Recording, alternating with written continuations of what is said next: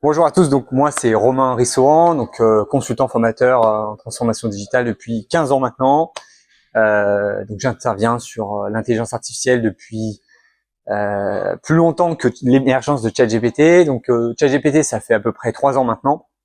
On a intégré la techno dans notre écosystème et j'interviens également comme consultant formateur sur cette techno depuis sa création, avec tous les LLM également. Nous, l'intelligence artificielle, c'est une longue histoire.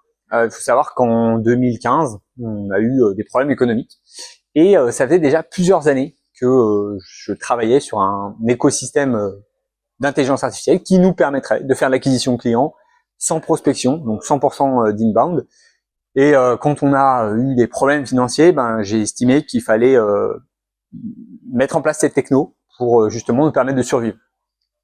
Et j'ai croisé les doigts et on a attendu.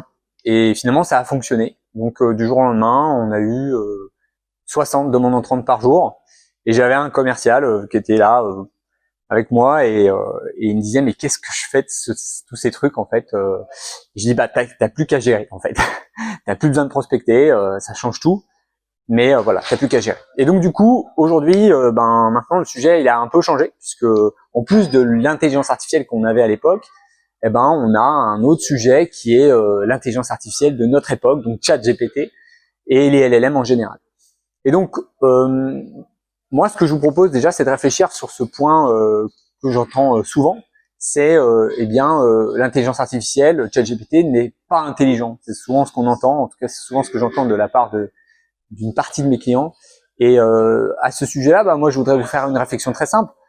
Partons du principe qu'il ne soit pas intelligent, puisque c'est un sujet. Et en même temps, ce que vous pouvez observer, c'est que il a été capable de résoudre des problématiques mathématiques que même les plus grands chercheurs n'arrivent pas à résoudre. Alors, moi, je veux bien que ChatGPT soit pas intelligent, ça me parle, je comprends bien le sujet, mais en fait, je m'en fiche. Ce que j'observe, et c'est ce que je vous propose d'observer, c'est que ça résout vos problèmes. D'accord?